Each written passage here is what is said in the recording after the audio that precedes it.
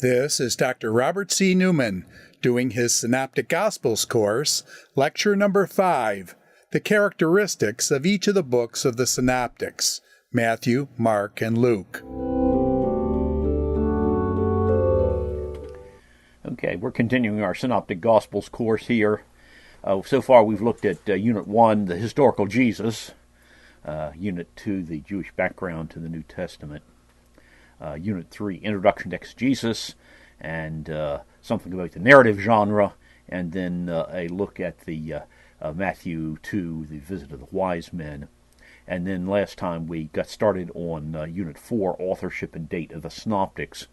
And in fact, we covered authorship and date of the Synoptics, but I also have a pretty long section in that on characteristics of the Synoptic Gospels. So that's where we want to pick up right now. Characteristics of the Synoptic Gospels, and we'll do them as we did before. Characteristics of Matthew, characteristics of Mark, characteristics of Luke.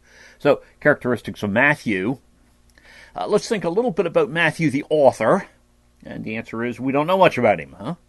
He's mentioned by name 7 times in 4 different books of the New Testament.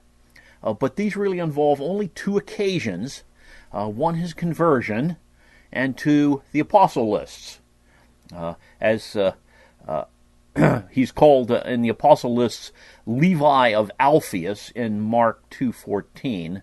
So he may have been the son of Alphaeus and the brother of James the Little. James is listed as the son of Alphaeus in Matthew 10:3, Mark 3:18, Luke 6:15, and Acts 1:13. Of his conversion, we have narrative in Matthew 9:9, Mark 2:14, Luke 5:27 and 29. Matthew was a tax collector, and after his conversion, he held a dinner for his old friends in order that they could meet Jesus. Interesting picture, then, of what I think believers should do, in some sense, when they come to Christ. And that is significant there. The apostle list in Matthew 10:3, the only one using the term publican, tax collector. The other 3 lists, Mark 3:18, Luke 6:15, and Acts 1:13, just list him. In these 4 lists, the apostles are sometimes in slightly different orders, but they're always grouped in 3 groups of 4 and are never mixed between groups. We don't know the significance of that, but that's how it looks anyway. And Matthew is always in the second group as either disciple number 7 or disciple number 8. That is, as the last or next to last in the second group. That's basically what we know about Matthew. There's obviously some traditions and such, but we'll let those ride. Matthew's original audience, the messianic emphasis in Matthew is certainly more appropriate for Jews, and you find rather quickly in the Gentile church Christ almost becoming kind of Jesus' surname of Jesus Christ rather than his title, which any of the Jews would have recognized was just the Greek translation of Messiah, anointed one, if you like. Matthew's gospel tends to assume a knowledge of Jewish practices rather than explain them. Mark tends to explain them, for instance, and that again suggests his principal readers in view are Jews and Jewish Christians. So in Matthew 15:2, we have the tradition of the elders about washing hands. Mark gives 3 or 4 verses of explanation. Matthew doesn't. Right? And then in Matthew 23:5, the gospel writer says, they broaden their phylacteries and lengthen the tassels. And even the NESB finds it necessary to expand that so that the Gentile readers of the 20th, 21st centuries can understand it. And so they add a parenthesis, lengthen the tassels, parenthesis, of their garments, on parenthesis. Huh? Well, to show their piety, some Pharisees wore bigger phylacteries and longer tassels than the average person. I remember meeting a an Orthodox Jew over in Israel, and the person had these tassels hanging out over his belt, etc. So that still goes on today in some Orthodox Jewish circles. In Matthew 23:27, the scribes and the Pharisees are described as like whitewashed tombs. And the Jews, of course, would recognize that allusion, because they would whitewash tombs to prevent people from accidentally touching them and then becoming unclean, especially right before a festival. Wouldn't matter so much if they did that sometime during the year. So it tends to whitewash the tombs right before the festivals. So it seems that Matthew is writing for Jews and Jewish Christians. Aim and structure of Matthew. Well, Matthew gives no direct statement in his gospel of his aim, so we can try to infer the aim from looking at the contents of the gospel. The contents suggest that Matthew's purpose is to show Jesus as the Messiah who fulfilled the Old Testament prophecies. Matthew cites more prophecies, and a wider variety of them, than any of the other gospel writers. Matthew appears also, I think I mentioned this earlier, to draw a subtle parallel between the ministry of Jesus and the history of Israel. The Hosea 11:1 prophecy, "Out of Egypt I've called my son," that in Hosea is applied to Israel, but Matthew says there's a parallel there with Jesus as well. And Jesus' use of Scripture at the temptation, here he is out in the wilderness fasting, and his responses to Satan are all drawn from Israel in the wilderness passages. Another way to try and figure out something about what Matthew is doing is to look for internal evidence of structure. In general, when we're working with biblical writers, and for that matter with other writers as well, we should try to find out how the writer would have outlined his material had he provided us with an outline. And so how do we go about that rather than making arbitrary guesses of some sort? This will give us then a more accurate view of the book's structure. Well, there are two possible passages that look like transition passages in Matthew. Both begin with a phrase, "After that, Jesus began something another." One's in Matthew 4:17. "After that, Jesus began to preach." And if you look at the contents of the gospel, that begins Jesus' ministry to the multitudes. So before that, we've been looking at the genealogy and the birth narratives and Jesus' temptation in the wilderness, and now this begins the ministry to the multitudes. So transition from the preparatory narratives to Jesus' public proclamation of the gospel. Then further on, in Matthew 16:21, after this Jesus began to show his disciples, and this begins what's generally called Jesus' private ministry to the disciples, and in a sense it outlines the rest of the book. He's going to show his disciples that he needs to suffer, be killed, and rise again. So with these two transition passages, we divide the Gospels into this Gospel into three pieces: the preparatory material, Jesus' public proclamation of the Gospel, and then over at the back end, if you like, Jesus' private ministry to his disciples, his suffering and death and resurrection. There are a number of discourses in the Gospel of Matthew, and more of them and longer than in Luke and Mark. Mark has, except for the Olivet Discourse, has only very short materials. Usually there are 5 discourses seen in the Gospel of Matthew. This goes back, I'm not sure how far, but back to Godet's Introduction to the New Testament anyway.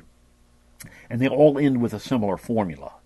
And it came to pass when Jesus had finished or something, and then goes back into the narrative at that point. So the Sermon on the Mount takes up Matthew 5 through 7, and at the end of the Sermon on the Mount we have this formula. and it came to pass when Jesus had finished, and it goes on with the following narrative. Then in chapter 10 of Matthew, we have the instructions to the 12, and 11:1 forms a transition passage. In chapter 13, we have the kingdom parables, and 13:53 forms such a transition passage.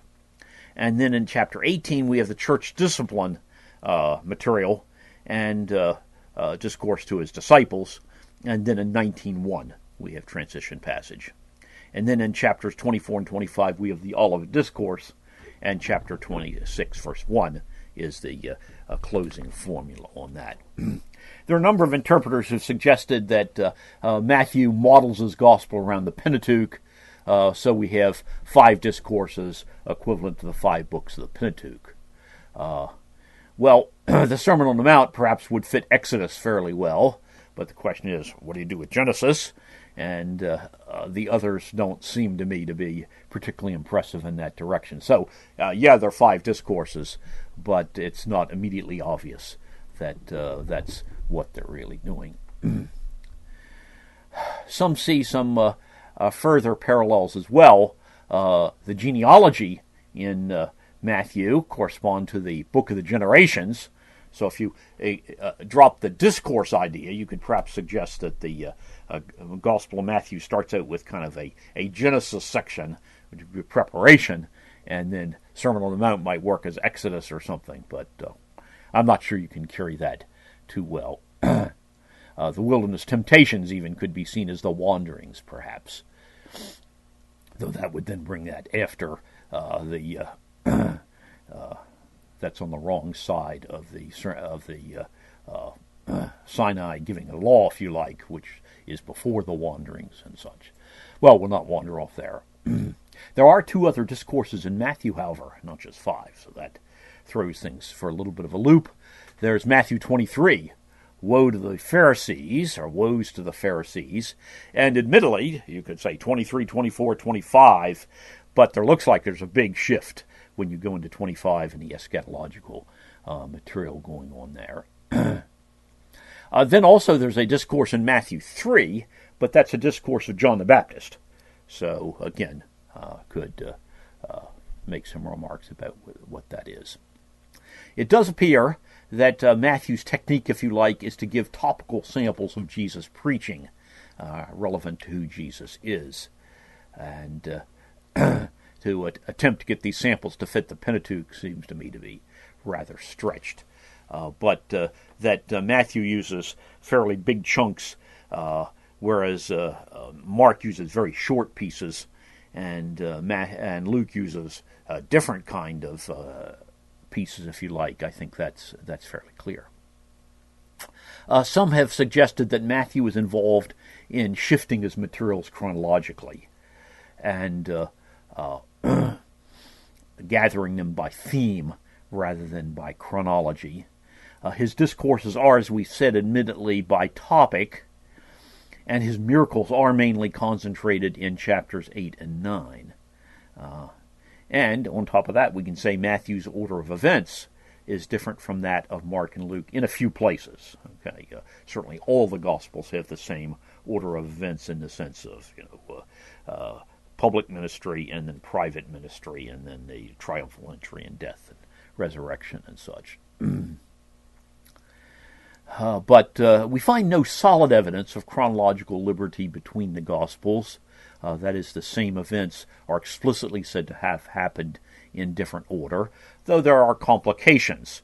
The questions in looking through the Gospels of whether these 2 events seen in 2 different Gospels are the same event or whether they are different events. Your liberals have often claimed that there was really only one cleansing of the temple, but John, for some reason, or the Synoptics, for some reason, put it at different ends of Jesus' ministry. And of course, you've also got the miraculous catch of fish, which in John is at the end of Jesus' ministry, and the Synoptics in the beginning of Jesus' ministry. My read on those is that some of those are things that are done over again. Some others that we're not so sure about, there's a very strong resemblance between the Sermon on the Mount in Matthew and what is often been called the Sermon on the Plain in Luke. My own inclination is those probably two different ways of condensing the same sermon, but it might be wrong because Jesus is an itinerant preacher, if you like, not quite in the form of visiting different churches like our itinerant preachers do, but more like Wesley or somebody that speaks in the open in different places. So he may well have used similar material in different places. That would not be at all surprising in that case. Well, different cultures have different literary procedures. Quotations have to follow a specific accuracy and style for an academic thesis in the West, okay? But the requirements for a newspaper article are nowhere near as formal and such. So we should not be surprising that sometimes Jesus' words sound somewhat different in one gospel writer than another. Of course, to invent dialogue which never occurred should be viewed as bad in any culture, and I think that's correct. When you're condensing a long speech or a long narrative, a writer might use key sentences from a discourse, or he might simplify the action or summarize it in his own words. Those kind of approaches would certainly be acceptable as long as he tells us what actually took place. And he need not, however, tell us what he's doing. Okay, that just makes the narrative longer and complicates things in one way or another. So my read on this is that the Gospels are thoroughly reliable. They tell us what happened, etc. But without a time machine, we might not be able to figure out exactly how to harmonize all the particular incidents, nor tell for sure whether these two healings of leper are actually the same event or two different occasions of that. Move on. We're still describing kind of characteristics of Matthew. Characteristic phrases in Matthew. There are two phrases that are rather common in Matthew. One of them, of course, is that it might be fulfilled. And some of these fulfillments are also noted in other Gospels, not so many as in Matthew. Some liberals have suggested that a book of testimonies, that is a compilation of Old Testament proof text about the Messiah, was used in the early church. Well, this might be so, but it's more likely that these go back to Jesus' own explanation. You remember that in the road to Emmaus, he explained Old Testament passages to the two there. And then in the upper room, a few hours later, he explained them to a larger group of disciples. And my suggestion is that fulfillment remarks such as Matthew's, and then the citation of various Old Testament passages in Paul and Peter and such, are in fact a reflection of what Jesus told them at that time. And he, of course, of all people, would know what Old Testament prophecies were actually designed to point to the Messiah and such. The other characteristic phrase in Matthew is kingdom of heaven, and this phrase occurs over 30 times. Although there are some who would disagree, I think this phrase is synonymous with kingdom of God. What we find is that Mark and Luke never have kingdom of heaven, and Matthew almost always has kingdom of heaven, but occasionally will have kingdom of God, etc. That Matthew's kingdom of heaven is used in a lot of the same context that Mark and Luke's kingdom of God is. And Matthew actually has one passage where he uses both terms in parallel. That's Matthew 19, verses 23 and 24. Some light is shed on this by knowing some of the rabbinic literature and rabbinic sources. We find that the rabbis were reluctant to use the term God, and so they will often use replacements for that. And one of those replacements was heaven, one of those was glory, one of those was the place, and various other things of this sort. And so it appears then that Matthew is, as a pious Jew, is using kingdom of heaven rather than kingdom of God most of the time. Some other materials in Matthew that are unique to Matthew and therefore characteristic in that sense.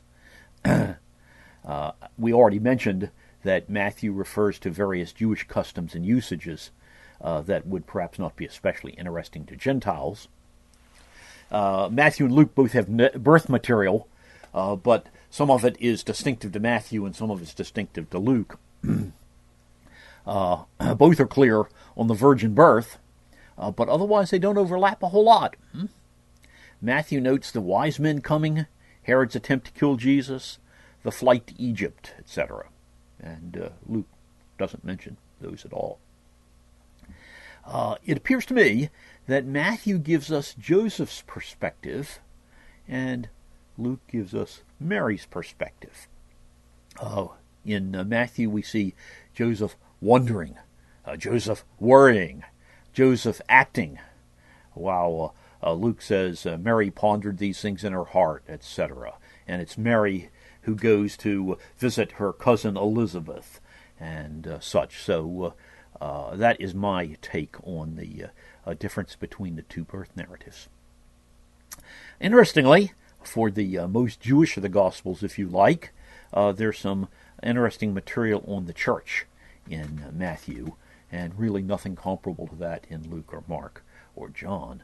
We have Peter in the church in John 16, and church discipline in Matthew 16, and church discipline in Matthew 18. Well, let's see. I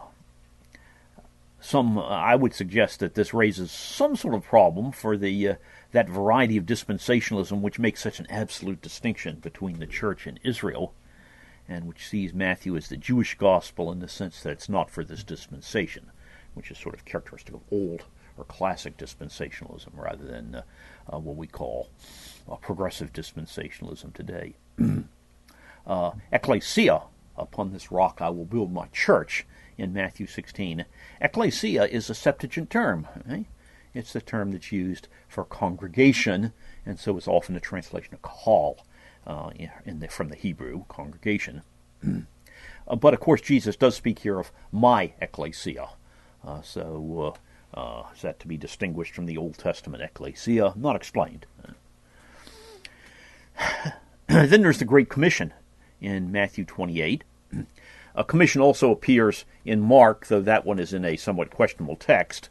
But Luke, Acts, and John each have something of this sort as well. In a different context, one from the other, Jesus saw the spread of the gospel as sufficiently important to repeat the instructions on several occasions. Liberals don't tend to like the implication of go to all the nations and such, and that Jesus will be with the disciples through the ages, and the Trinitarian formula for that matter. So they tend to deny that this goes back to Jesus. It's rather interesting, though, that the Gospel of Matthew, as well as a number of other places in the Scripture, predict the worldwide spread of the gospel, but all of the Bible was written long before there was any worldwide spread of the gospel. So you've got some kind of fulfillment going on there anyway. They tend to question Matthew's authenticity and date because the perceived conflicts with Acts. The Matthew account, command to go, versus the early reluctance in Acts of the Apostles to go, and the Trinity, baptizing in the name of the Father and the Son and the Holy Spirit, versus the early baptism in the name of Christ, etc. And perhaps both of those are overreading the passages to suggest that you're getting the exact formula or something that's used in baptismal ceremonies. None of these sorts of things are serious if Christianity is true. If Jesus is who the Bible claims he is, then his coming and resurrection are certainly news of earth-shaking importance. Psalm 22 says as much, and it's certainly written before the rise of Christianity. If Jesus is God and there's only one God, then he's present everywhere and shares his name with the Father. The Acts problems, I think, relate largely to emphasis. The early disciples were apparently waiting for further instructions on how to go about this, and did not at first realize that Gentiles would become Christians as Gentiles, without converting to Judaism. We probably misread both Matthew and Acts in taking the phrases in the name of the Father, Son, and the Holy Spirit, and in the name of Jesus Christ as instructions on the exact wording to be used in the ceremony. Okay, I give a sketch outline here of Matthew, but I'm not sure that comes across terribly well. In reading, let me just give you a quick tour of it without all the numbers. Matthew starts out with a genealogy. It runs for most of chapter 1. Then the birth and infancy. That brings us to the end of chapter 2. Then preparation for ministry, which takes us through all of 3 and part of 4. And then the Galilean ministry runs from middle of chapter 4 to the end of chapter 18, and can divide up into public ministry, middle of 4 to beginning of 13, and then a limited ministry for about 3 chapters, and then a private ministry for about 3 chapters. This is followed then by the journey to Jerusalem, takes up about 2 chapters, 19:1 to 21:1. Then the last week, and that's about 5 chapters. And then the betrayal, trial, and crucifixion takes up 2 chapters. And then the post-resurrection appearances take up 1 chapter. So basically, Matthew has just the Galilean ministry. We'll see something similar with Mark, whereas Luke has Perean ministry, and John has a good deal on the Judean ministry as well. But here already, the last week through the resurrection takes up 8 chapters of a 28-chapter book. So a big, big section on the end of Jesus' earthly ministry, if you like.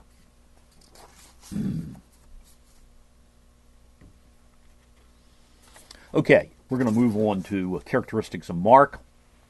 And as we did with Matthew, we'll start out with the man, John Mark.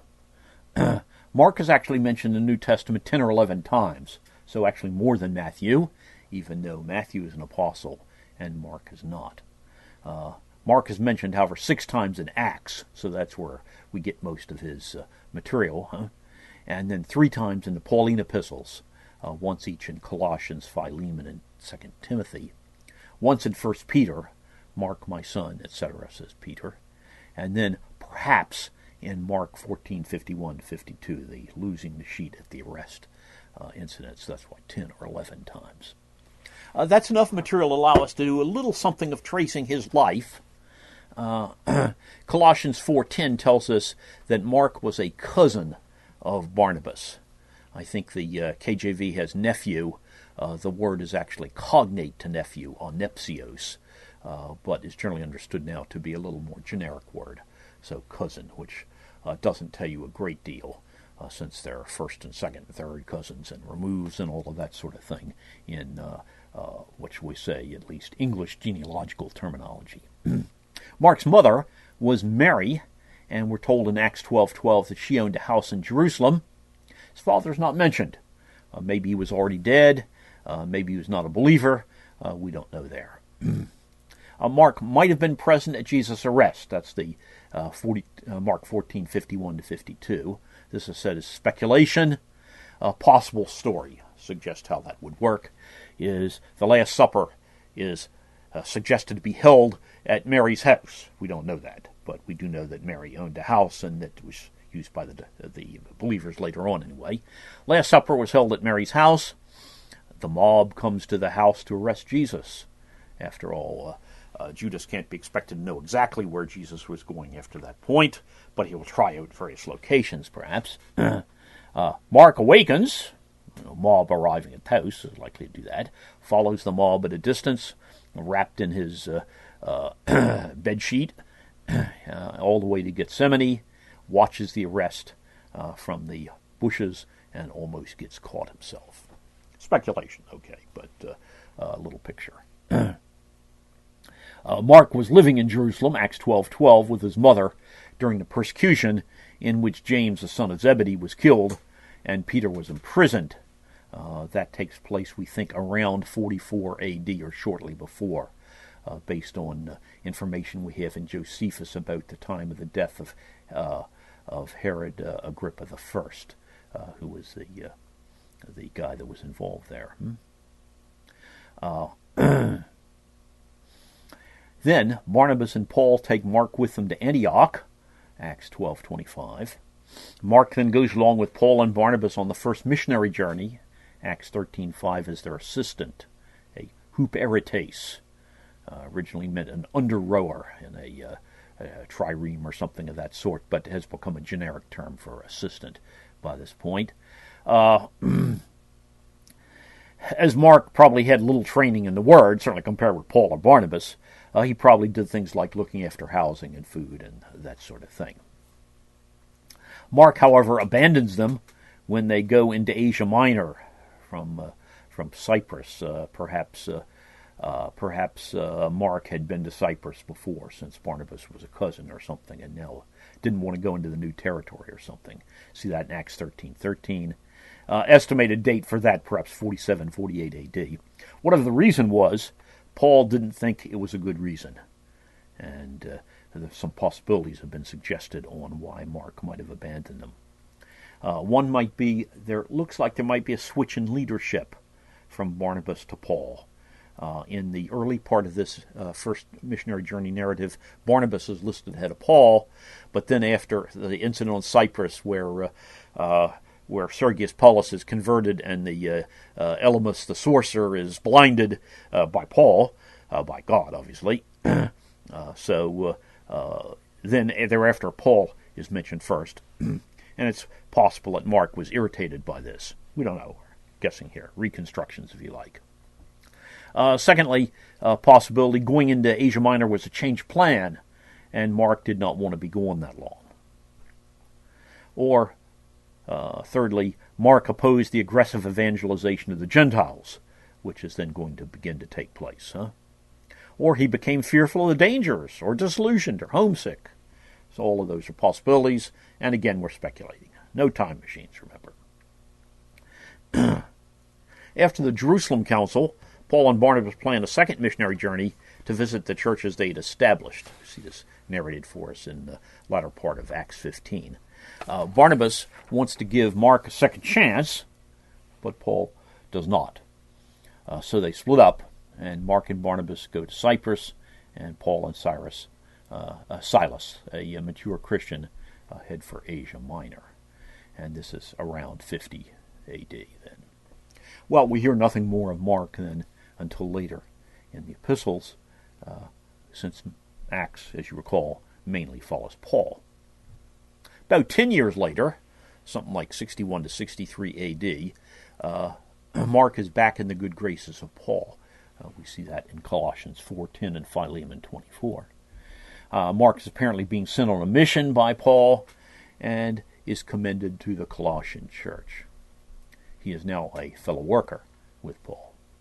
Still later, Mark is near Ephesus and is commended as being useful to Paul, 2 Timothy 4:11, somewhere in the 64 to 68 A.D. period, and Timothy is to bring him along when he comes from Ephesus. In 1 Peter 5:13, so this is Peter, which might predate the 2 Timothy reference, we don't know. Peter's still alive, but the Roman persecution, I think, has apparently begun, so it would suggest it's maybe 64 or later. And it seems to me that Peter is warning the Asian churches about this persecution, perhaps warning Paul's churches even about this, which may suggest perhaps Paul is off in Spain or something of that sort. Mark is with Peter in Babylon, okay, and sends his greetings. Peter calls him my son, presumably in a spiritual sense. We have no indication that Peter is the father of Mark and Mary is Peter's wife or something, though I suppose one could construct something of that sort. Where's Babylon? Where's this Babylon they're in? Well, literal possibility, the area in Mesopotamia around where the city of Babylon had been, there was still a large Jewish community, and so we have the Babylonian Talmud is the name of the Eastern rabbinic collection of literature there. There's a place in Egypt near modern Cairo that was called Babylon. Don't know the history of how it got that name. It also had a large Jewish community. Third possibility is Rome. It's certainly called Babylon in Revelation. Well, maybe it's too strong to say certainly, but I think that's the general reading of the commentators. And it may be that Peter is using a code to throw off the authorities in case the letter is intercepted. That sort of thing is not unheard of in the history of dealing with governments by groups that are being mistreated by them for one reason or another. Tradition says that Mark later went down to Alexandria in Egypt and became a leader of the church there. So that much then for Mark, the man. We do know a lot more about him than we do about Matthew, at least from scriptural material. What about Mark's audience? Pretty clearly his audience is Gentile and possibly Roman. The Aramaic phrases, of which there are many in Mark, are generally translated. Thus, readers were not expected to know Aramaic. Jewish practices are explained. For instance, the cleansing of the hands is explained. For any Jew, something like that would be unnecessary. Thus, it appears that Mark is writing to a non-Jewish audience, which is unfamiliar with the languages and culture of Palestine. People are clearly Gentiles. From tradition, and perhaps from the Latinisms, we'll see some Latinisms here in a moment, we may also infer that these Gentiles were Romans. I would take that not to be strong, but certainly a possibility. There are several Latinisms, that is the use of Latin terms, but put in Greek alphabet, if you like, that occur in the Gospel of Mark. There's fragoloo in Mark 15:15. It means to whip or such with to flagellate, actually, was the verb which has been borrowed over into English from the Latin flagello. This term, however, also appears in two other Gospels, in John 2 and Matthew 11. So it may only show that since the Romans had been dominant in Israel since 63 BC, that some of their terms had come over.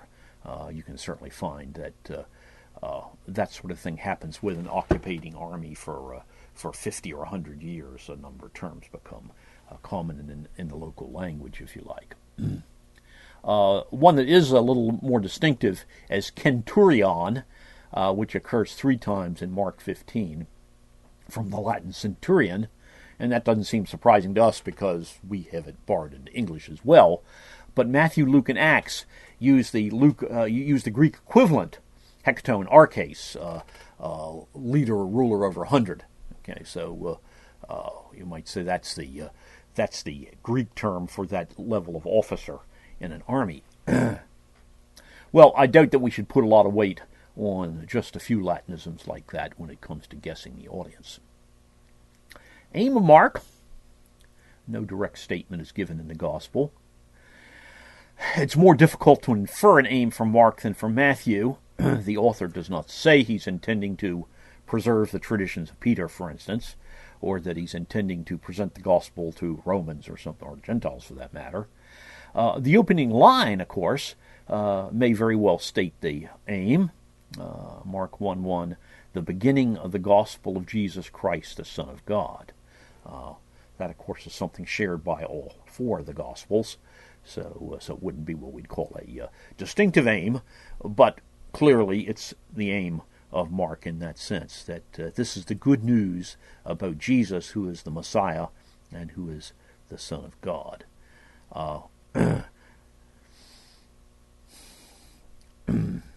Well, perhaps Mark, this has been suggested by some commentators, is aimed especially at the Roman mentality, as compared with the Greeks anyway, and you, of course, could compare them with the Hebrews and the Syrians and the Egyptians and things of that sort. The Romans tended to be practical, action-oriented, organized, etc. And, of course, Peter himself had such a practical temperament, so he probably fit well with the Romans in this. And that's when we read the little thing out of Clement of Alexandria about Mark, that's kind of the direction that goes, that the people in Rome were excited hearing what Peter had to say, and they wanted Mark to write it up. So that's perhaps what we've got here. Thus there may have been a high demand for his material among the Romans, as our tradition from Clement says. Well, characteristics of Mark. We mentioned these briefly back earlier when we were discussing authorship and date. There's a vividness in Mark. Mark is full of graphic and picturesque details, which are not required for the action, but add some color and depth to the narrative. The 5,000 reclined on the green grass. Well, that wouldn't sound like anything in England or U.S., eastern U.S. or something of that sort. But the grass is only green part of the year in that part of the world. So it is really kind of telling you something. Mark notes Jesus' emotion. He uses the historical present frequently to, we think, add life to the narrative. That's at least been a common suggestion on what the historical present does in the Greek. A lot of detail in Mark. Mark is shorter than Matthew or Luke or John, but he often reports incidents with more detail than do Matthew or Luke. It sometimes gives the names of the people involved, the time of day, the surrounding crowds mentioned, and these things are frequently not found in the other Gospels. Yet, as I said, Mark is the shortest Gospel. This shortness is obtained by omitting long discourses and reporting fewer events. Activity. Another feature of distinctive, if you like, of Mark is the activity in the Gospel. The action in Jesus' ministry is emphasized. This Greek word euthus, immediately, is often translated that way. It's used over 40 times and tends to give Mark's narrative sort of a rushed, breathless quality. Mark stresses Jesus' actions more than Jesus' words. Mark does not usually give long discourses of Jesus. As I've mentioned before, Mark 13, the Olivet Discourse, is much the longest speech in Mark. Mark is packed with miracles. 18 are recorded, though only 2 are unique to Mark. So that's characteristic then. So vividness, detail, activity. Aramaic. Many Aramaic words are recorded and usually translated into Greek. Some of these Aramaic words are unique to Mark. Boanerges, the epithet that Jesus gives to the 2 sons of Zebedee, meaning sons of thunder. Talitha cum, Mark 5:41, the command to Jairus' daughter, little girl, arise. Ephatha, the 734, the command to the deaf-mute, be opened. Bartimaeus, named the blind man, which just means sons of Timaeus. That Mark even translates the Aramaic name Bartimaeus suggests the audience had no feel for Aramaic whatsoever. There's Abba, 1436, Jesus addressing God, meaning Father. That's used elsewhere by Paul in Romans, Galatians, but not in the other Gospels. There are also some Aramaic words in Mark that are also found in the other Gospels. Korban, 7:11, gift to the temple, which is explained in Mark but not translated in Matthew 27:6. A Golgotha, 15:22, place of a skull. Both Matthew and John use this, and all 3 translate it. Eloi, Eloi, lama sabachthani, 15:34, my God, Matthew uses it and also translates it, as does Mark. Rabbi, Rabboni, used a number of times in Mark, 4 times, Matthew 4 times, John 9 times, but only translated once, and that by John. Mark probably used the Aramaic for vividness, but it may again be, as the tradition suggests, Peter recalling the very words Jesus used or something of that sort. These quotations do not tell us that Jesus only spoke Aramaic. His conversations with a Syrophoenician woman and with Pilate imply that he had knowledge of Greek. Well, now I'll give a sketch outline of Mark, and let me walk you through that one again. We're looking at a considerably shorter gospel than Matthew by chapters. Matthew's got 28 chapters, Mark only 16. preparation for the ministry in Mark only takes part of chapter 1. Then the Galilean ministry picks up in the middle of chapter 1 and runs to the end of chapter 9, and is not clearly divided up into public, limited, private, or something like that. Just right there. Then you have the journey to Jerusalem takes up a chapter, chapter 10. The last week takes up 3 chapters and about 10 verses, 11:1 to 14:10. Then you've got the betrayal, trial, and crucifixion takes up only 2 chapters, less than 2 chapters, and the resurrection 1 chapter. And of course, with the question of the last 12 verses of Mark, only 8 verses for the post-resurrection materials. So that's the Gospel of Mark. Move on to try to do the same thing now with Luke. Characteristics of Luke. Luke the physician. Luke is mentioned by name only 3 times in the New Testament. Colossians 4:14, Philemon 24, and 2 Timothy 4:11. So of the 3 people, Matthew, Mark, and Luke, Luke is mentioned far fewer times by name. From these sparse references, however, we can infer that Luke was a physician and that he was loved by Paul, Colossians 4:14. That he was a faithful companion of Paul, even to the very end in Rome. 2 Timothy 4:11 runs up to the end in Rome. And he was apparently Gentile rather than Jewish. Have some zealous people say that all the New Testament is composed by Jews, but the evidence is really quite strong that Luke is a Gentile. What's that evidence? Well, it's indirect, but Colossians 4:10 through 14 is a series of greetings that Paul is sending from his friends where he is to Colossae, and Paul breaks those into 2 groups. He says it in the middle of that. These are all of those from the circumcision that are with me, and then he goes on to the latter group. It's clear that the people ahead of that are Jewish, at least a couple of them are clear from, and then he says that for the whole group. And then Luke is in the latter group, is in the uncircumcised group, if you like. But in addition to these just 3 references to Luke by name, we have what we call the we passages in Acts. That is places where the writer of Acts indicates that he is present with the others in the narration at that particular point. The author in these cases writes in the first person plural, including himself in the action. There are 3 textually certain occurrences of this. Acts 16:10 through 17, Paul's missionary journey.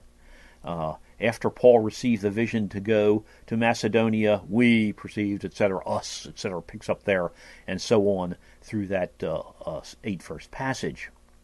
The group there consists then of Paul, Silas, Timothy, and the author. Use of we starts in verse 10, ends in verse 17, and that's geographically, they're doing some traveling then, it would imply that the author joined the group at Troas and left them at Philippi. Then in Acts 20, verse 5, we passages pick up again, and they run on to 21:18, so over a chapter. This is on 3rd missionary journey. The usage is more spotty throughout this section, but note that the we begins in Philippi. So it ended a few years earlier in Philippi and now picks up in Philippi. Well, if you take kind of the simplest hypothesis, which is not always correct, the suggestion would be that Paul dropped Luke off to help with the new church in Philippi, and that he was still there several years later when Paul comes back through Philippi. It goes on from Philippi and ends in Jerusalem. Perhaps the author is a delegate for the Philippian church in taking gift money to Jerusalem. He does not name himself, however, in the list of delegates unless he's not Luke. But it looks like Luke's practice is not to name himself in the gospel, in the book of Acts. Well, move on from there. The third we passage is in Acts 27:1 through 28:16, the voyage to Rome. This is now 2 more years later. We picks up in Caesarea, where Paul has been in prison now for nearly 2 years, and ends in Rome. This suggests that perhaps Luke remained in Palestine with Paul to Jerusalem, and then meets him 2 years later in Caesarea.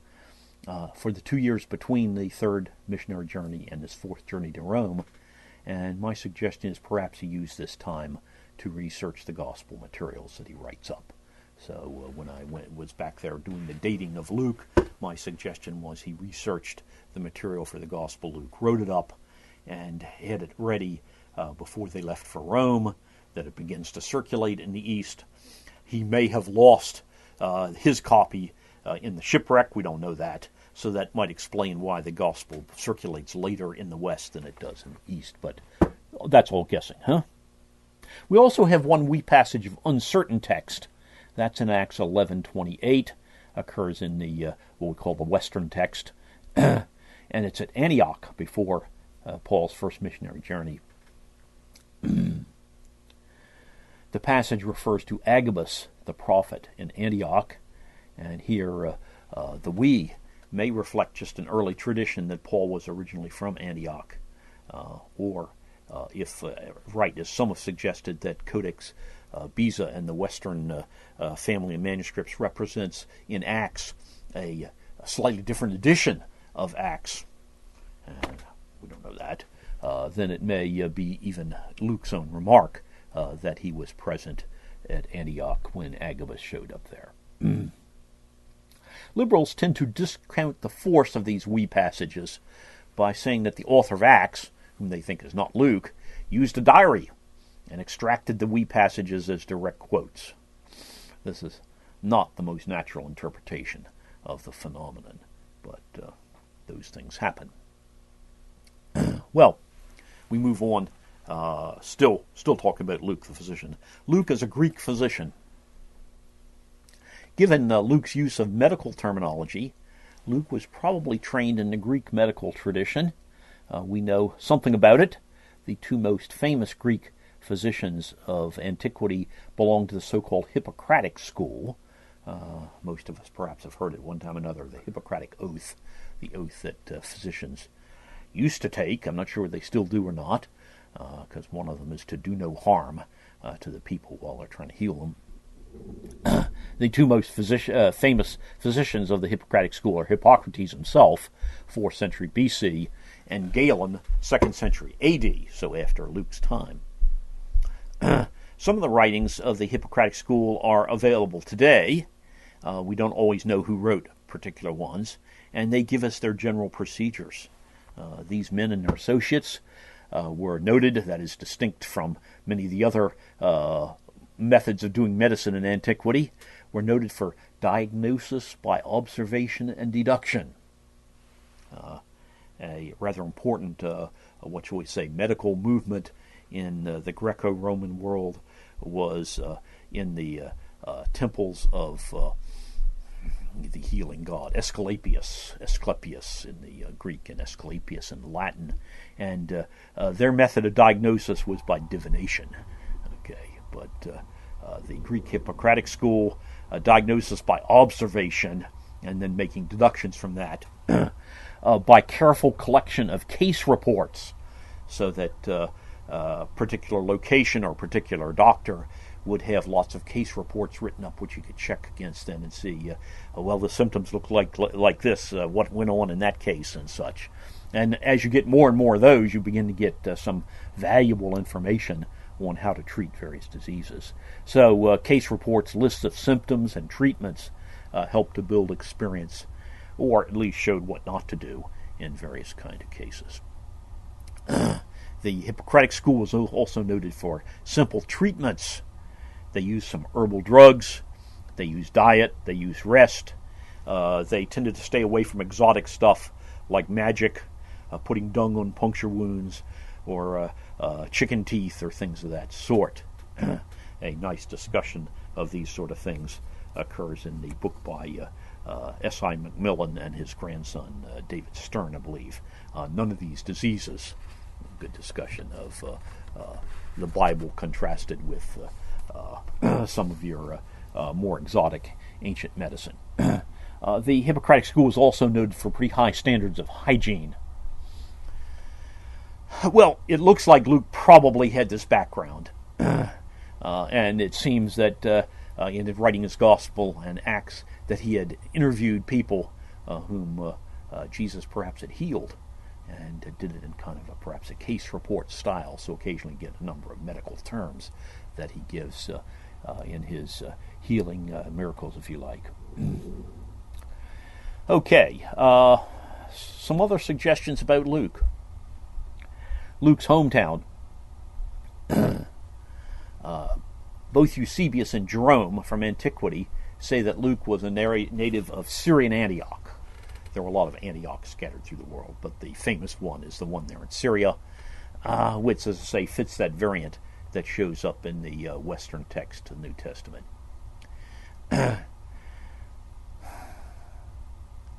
Well, Luke's use of the term Hellenists in Acts 11:20 apparently refers to pagans rather than Jews, and it may be that Luke means by Hellenist someone who was not Greek racially, but who adopted a Greek culture. And that would fit with lots of different towns, but would fit well with Antioch, where you had lots of Syrians who had adopted Greek culture, and so were Hellenists, but they weren't Hellenistic Jews. Okay, so you've got this problem then of whether to translate Hellenists or Greeks in that particular passage in 11:20. And Hellenist is definitely the harder reading. William Ramsey, who has done a lot of work on Paul, thought that Luke was from Philippi, as this is where Luke is left and where he's later picked up. And of course, that's possible, but no particular reason for that. Paul would obviously have used his associates to help in work with his early churches and such. Ramsey also goes on rather speculatively to claim that Luke was the cause of Paul's Macedonian vision. See a little bit of sort of a rationalistic approach here in Ramsey, that Paul had met Luke and so dreamed about him that night and went over to Macedonia with him, etc. I would say this idea seems rather unlikely, though Luke does appear suddenly in the narrative at Troas. If Luke is from Antioch, then apparently he either meets Paul accidentally in Troas, or perhaps had been sent out by the Antioch church to try and find Paul, and perhaps bring money or something of that sort to help with his missionary trip. Another suggestion about Luke is that Luke is the brother of Titus. Alexander Suter is the one who suggested this, and he bases it on 2 Corinthians 8:18, where the brother mentioned in that verse could be translated as his brother. Here's what the passage looks like in the NASU. Paul says, "We have sent along with him," and he's been referring to Titus just before, "we've sent along with him the brother whose name in the gospel has spread through all the churches." So Suter notes that Titus is a significant person in Paul's epistles, but strangely never mentioned in Acts. And he suggests that this is similar to the phenomena we see in the Gospel of John, where the author never mentions himself or his brother James. And so Suter then suggests that Luke minimizes all references to himself, and apparently felt that references to his brother would call attention to him as well, so it does not do that. Well, that's again pretty speculative, since Paul does refer to other people as brothers, and frequently uses the term spiritually. Well, that brings us to the question of the aim and method of Luke. Aim, we get an explicit statement in Luke. It's in the first 4 verses. And the aim of Luke is to allow Theophilus, the person to whom in the first case he's writing the Gospel of Luke, to know the certainty or reliability of the things he has been taught. So Theophilus apparently has been taught at least the basics of the Christian faith. So Luke's aim, given in his prologue, Luke 1:1-4, written in Greek, of an even more classicized, careful Hellenistic style than his usual writing. Prologue is compressed in comparison with that of other the prologues in other histories of the time, but then he's writing a 1-volume history, and Josephus is writing a 7-volume or a 20-volume history or something of that sort. But the prologue gives the same information in such prologues and serves as a dedication and explaining how and why the work was undertaken. Liberals are nervous about the term reliable, as it implies that someone tried to write as accurate a history of Jesus as was possible in about AD 60. If Luke succeeded, then liberal theology is down the drain. Most excellent, used as a title for Theophilus, is a title given to government officials. Such usage is seen in the book of Acts, also seen in several other ancient Greek book dedications. For instance, the writings of Galen and the early Christian epistle to Diognetus both have that kind of thing as well. Theophilus may or may not be a Christian. His name is what we call a theophoric or God-bearing name, Theophilus, a lover of God, and so some have said, well, it's just an allegorical name for I'm sending this book out to all those people who love God. Possible. An allegory is certainly not unheard of in the Greco-Roman world, yet God-bearing names like his were common in the Greek and Jewish cultures. So we can think of a huge number of theophoric names in the Hebrew Old Testament and of Hebrew names of that sort in the New Testament as well. But we actually have a number of God-bearing names in the New Testament as well that are obviously real names. There are 3 of them in 1 John. See if I can remember them. Gaius, which apparently connects with Gaia, the Earth Mother, and Diotrephes, nourished by Zeus, Deus Trephus, okay, and what's the other one? Not coming up with it off the top of my head. That's why I've got notes here. I can't remember these things. So, but anyway, that's 2 of the 3 of them there. So we can't really very well argue that this person is imaginary merely on the basis of the etymology of his name. Presumably, in any case, Luke had a wider circulation in mind for this gospel. Probably his intended wider audience is educated Gentiles. So he writes in a rather nice style and is writing in Greek, of course. Luke's prologue also tells us not only about his aim but his method. We are told, first of all, that Luke was aware of the status of his subject at the time of writing. Many have undertaken to draw up an accounts. Well, what's that about? Well, as far as canonical Gospels are concerned, there couldn't have been more than 2 at this time written. John is certainly later, and Luke is writing a 3rd one, if you like. So what does many mean? Probably is not referring to canonical Gospels at all, but referring to the fact that the apostles had been traveling around, first in Israel and then over the eastern part of the Roman Empire, and so people excited about what they were saying tried to write up what Peter or Paul or somebody was saying in a particular place, and hearing only a bunch of anecdotes, not able really to put together anything very satisfactory because they don't have enough information nor enough connections. And that's my suggestion of what's going on there. Luke says that he had studied all related materials carefully himself. He says he studied them from the beginning, probably a reference to the subject matter, rather than that Luke was with Jesus from the beginning. It's possible, but I think not likely. Luke does start with the earliest earthly events. He goes back to the annunciation to Zechariah for the birth of John the Baptist, etc. He could alternatively mean the beginning place, Palestine. One can construct a history either by living through the events or by carefully studying the available data later. And usual historical method turns out to be studying the available data later, just because not that many people are on the scene typically in particular thing. So Luke is doing this, but Luke, we see, thirdly, used materials delivered by a group designated as eyewitnesses and ministers of the Word. These people would obviously include the apostles and other full-time workers, such as perhaps the 70 or so, who were also eyewitnesses. A use of a single definite article for the two terms indicates the group is viewed as a unity, having both qualifications. We'll push that too hard, but he's seeing this as one group together.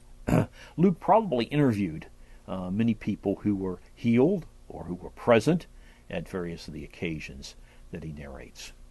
My suggestion is that Luke also may have interviewed Mary, since the Lucan birth material has Mary's perspective. It's possible that she's still alive in the 50s, being perhaps 70 or 80 years old by that particular point. Then Luke tells us that he wrote up an orderly, sequential, accurate account. And that should be encouragement to Christians. Obviously, all such claims as the above make liberals, again, rather nervous. This gospel, we're told, is written in Greek by a trained intellectual Gentile who had personally investigated the accounts of eyewitnesses. Rather striking. And so the general way to get away from that is to say, well, all writers throw stuff like this in the front of their material. But where Luke is testable, he has proved to be quite impressive. Some characteristics of Luke.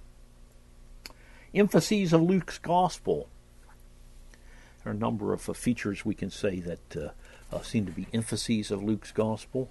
I'm going to mention here universalism, not in the sense of the Unitarian Universalist Church where everybody's going to be saved, but universalism, the gospel is for all kinds of people. It's not just for Jews. It's not just for middle class or wealthy people, etc. Luke has an unusual emphasis on both Jews and Gentiles, rich and poor, men and women, respectable people, and outcasts. In fact, with regard to the outcasts, Luke emphasizes Jesus' gracious attitude towards the outcasts of society, towards notorious sinners, lepers, Samaritans, harlots, tax collectors, and so forth. Luke also has a significant emphasis on prayer. More of Jesus' prayers and Jesus' parables on prayer are included in Luke than any of the other Gospels. Luke has considerable emphasis on social relationships, especially an interest in wealth and poverty. Why did Luke, what shall we say, stress these particular relationships? Well, we don't know. We're not there. Perhaps because these would appeal to his audience. The Greek philosophers of the New Testament period, as opposed to the early Greek philosophers, Plato, Aristotle, Socrates, etc., were very much concerned with ethics. Many cultured Greeks of the period were also interested in ethics and were unhappy with what they saw accurately, I think, as the debauchery of Rome and the high-handed running over of the poorer people and such. So that may be what we see going on here. As we sketch some material unique to Matthew, so we sketch some material that's unique to Luke here. Luke, first of all, and somewhat surprisingly, has a much more Gentile gospel, if you like, than Matthew, preserves some Semitic praise psalms. These are, in fact, very Semitic, though otherwise the Gospel of Luke is the least Semitic of the four Gospels. The Latin names given for these particular praise psalms are taken from the first words of their texts and probably translated into Latin from Greek, and represents even a kind of a Hebraistic way of naming books and works and things of that sort. So there's the Magnificat in Luke 1, 46 through 55. Mary is concerned about how she'll be received at Elizabeth's house, and she's received very well because Elizabeth already knows about what has been revealed secretly to Mary, and John the Baptist jumps in her womb at the greeting of Mary. So Mary praises God, and Magnificat, the Latin for praise. Okay, I praise. Then there's the Benedictus, Luke 1:68-79, where Zechariah praises God after John's birth, and the Gloria of Luke 2:14, the words of the angels at Jesus' birth, glory to God in the highest, etc. This is actually a little short to be technically a psalm, but would fit nicely with refrains that frequently occur in the Psalms. And then there's fourthly the Nunc Dimittis, now let depart, in Luke 2:29-32. Simeon's prayer upon seeing Jesus. He had been told that he would see the Messiah before his death, and now he has handled the baby Jesus and is ready to depart. Luke's gospel is not distinctive in having parables in it. All three of the Synoptic Gospels has parables, and the Gospel of John has what are effectively the same thing, though he uses the word paroimia, where he refers to them. There are two general types of parables in the Gospels, what we might call story parables, which are quite adequately characterized by the phrase earthly stories with heavenly meaning, as a two-level, often even a secular story here, and then spiritual significance that it has. And the wheat and the tares would be typical of such a thing. Earthly agricultural story of a enemy of a landowner trying to get back at him by messing up his crop, and yet it conveys information on the progress of the gospel. And then illustrative parables are also called example parables or paradigm parables. These are unique to Luke. There's one possible candidate in Matthew 12:43-45, and there's definitely an Old Testament parallel to it. But these do not transfer meaning from physical to spiritual or secular to religious or something. Instead, they picture a sample of the spiritual truth in operation, and we are to generalize the principle by hints in the context. Some examples of these paradigm or sample parables: the Good Samaritan. Augustine did try to make this into a story parable, with the man going down from Jerusalem to Jericho is Adam, man, etc., and falling among thieves. He's ambushed by Satan, and Jesus is the Good Samaritan, and the church is the inn, and he works out some sacramental uses of the oil and such, the wine. But the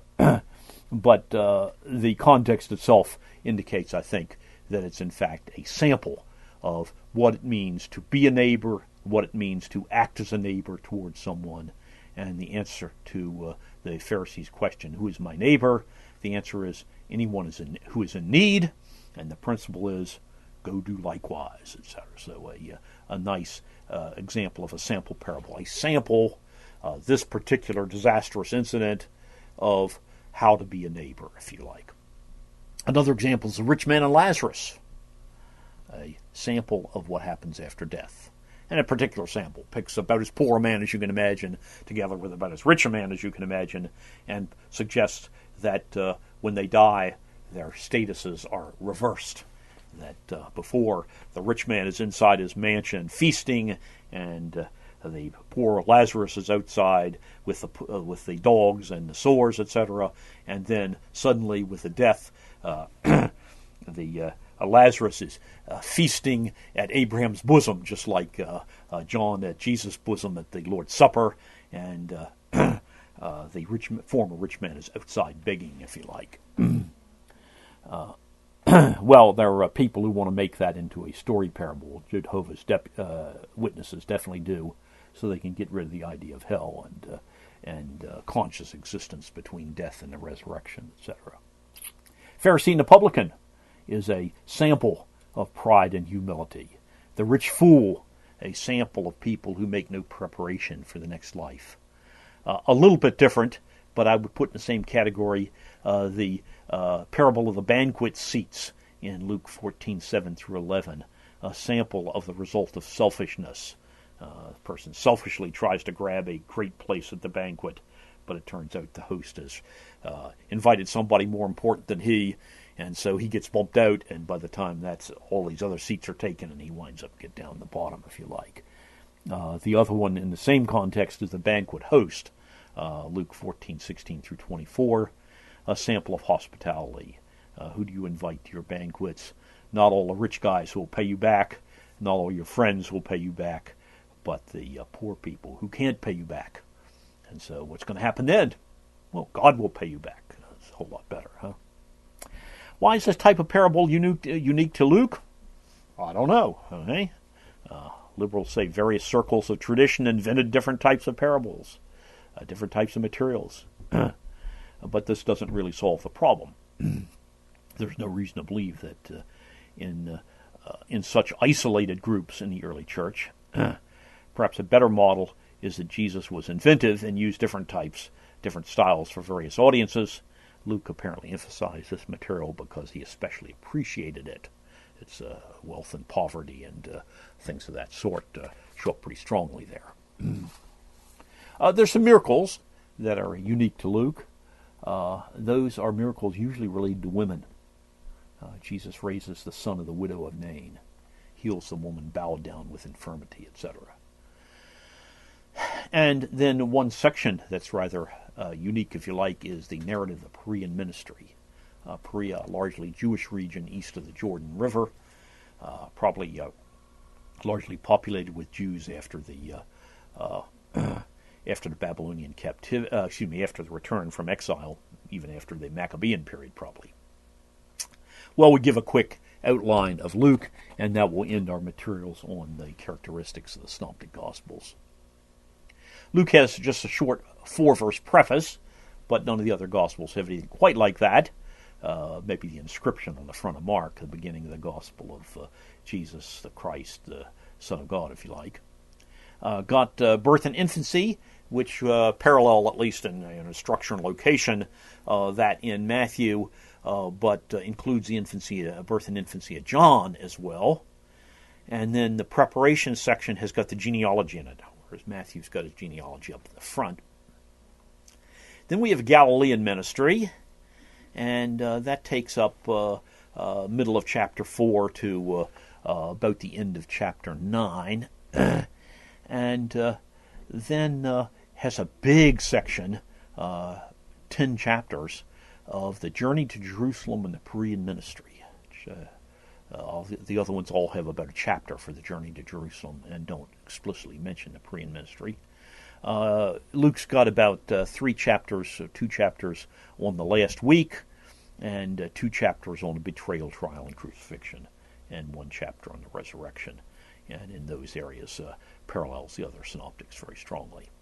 Well, that's our quick tour then of the characteristics of the Synoptic Gospels, and I think we'll stop there then. Thank you for your attention.